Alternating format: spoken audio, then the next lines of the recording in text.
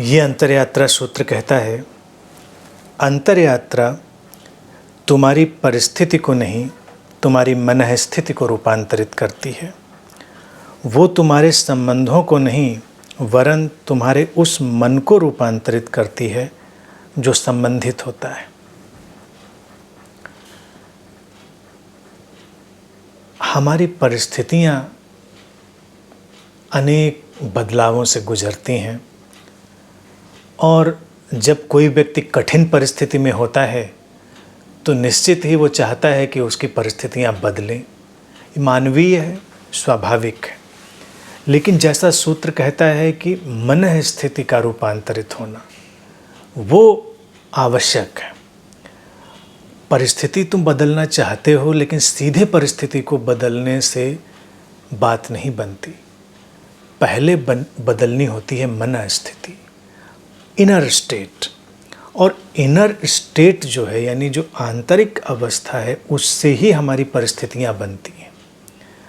अंतरयात्रा इसलिए बाहर के फैलाव पर काम नहीं करती, वो हमारे भीतर के फैलाव पर काम करती है और भीतर जो फैलाव है उसको संतुलित करती है, उसे सुलझाती है, उसे व्यवस्थित करती है। और जब भीतर एक व्यवस्था आती है, भीतर एक सुलझाव आता है, तब वो बाहर भी फैलता है। वास्तविकता ये है कि भीतर और बाहर में कोई बड़ा भेद नहीं है। हमारा जो अंतरतम है, यानी जो हमारा भीतर है, वही बाहर प्रकट हो जाता है। तो किसी के जीवन की जो परिस्थितियां हैं उनको इस तरह से अलग करके नहीं देखा जा सकता है कि ये उसके जीवन से अलग है। जो उसका जीवन है वही परिलक्षित होगा परिस्थितियों में।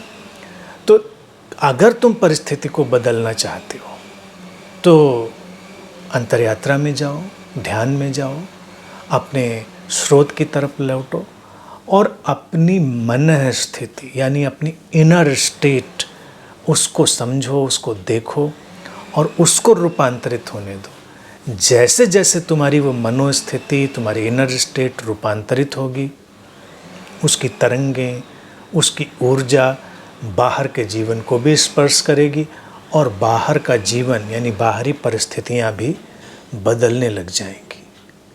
सूत्र कहता है कि संबंधों को नहीं रूपांतरित करती है अंतरयात्रा, ये दूसरा पहलू है। ये उस मन को रूपांतरित करती है जो संबंधित होता है।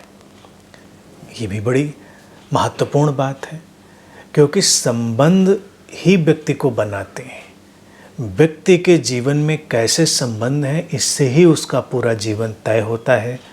जीवन की दशाएं बदलती हैं, जीवन की दिशाएं बदलती हैं और जीवन किसी ऊंचाई पर भी जा सकता है और संबंध अगर ठीक ठीक ना हो तो जीवन किसी नीचे की यात्रा में भी जा सकता है। अब संबंध तो जैसे हैं वैसे हैं, क्या करेंगे संबंधों को अगर हमें रूपांतरित करना है? हमारा जो मन संबंधित होना चाहता है या जो संबंधित होता है, उस मन को रूपांतरित होने देना है, क्योंकि संबंधित तो वो मन ही हो रहा है। उस मन के संबंधित होने के कारण ही संबंधों में ये रंग भर रहे हैं।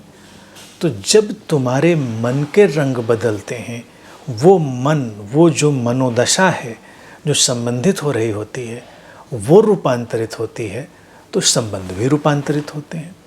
अब अगर एक व्यक्ति अभी हीनता से भरा है, एक व्यक्ति क्रोध से भरा है, एक व्यक्ति तमाम तरह की अपनी कमजोरियों से भरा है, तो उसके संबंध भी इसी तरह के होते चले जाएंगे, क्योंकि संबंध तो उसी आंतरिक स्थिति से निर्मित होंगे, मन के उसी हिस्से से निर्मित होंगे जिसकी ये दशा है।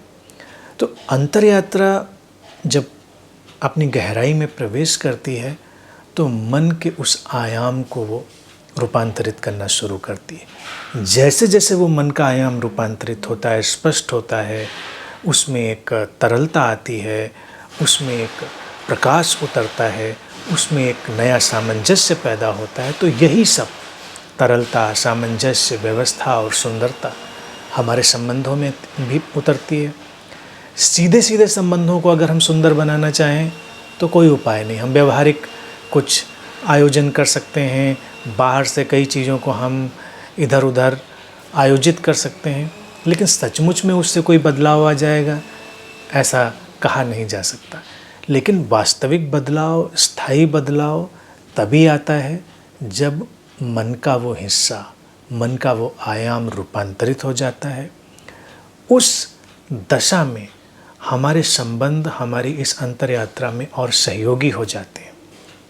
इसलिए ही संबंध अंतर यात्रा में बाधक नहीं है, बस हमको समझना है कि उनके साथ कैसे चलना है, और इस समझने के लिए हमें अपने अंतर्मन को समझना है। संबंधों में उलझाव है तो अपने अंतर्मन को सुलझाना है, संबंध अपने आप सुलझ जाएंगे।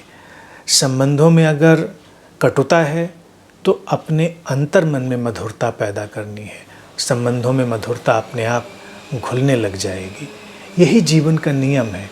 इसीलिए ये अंतर यात्रा व्यक्ति के लिए कोई लग्जरी ना होकर अनिवार्यता हो जाती। अगर उसको अपनी परिस्थितियाँ बदलनी है, रूपांतरित करनी है, उसको अपने संबंध रूपांतरित करने हैं, तो उसको अपने अंतर जगत को रूपांतरित होने देना होगा। ये अनिवार्य है और ये उसके लिए आवश्यक है।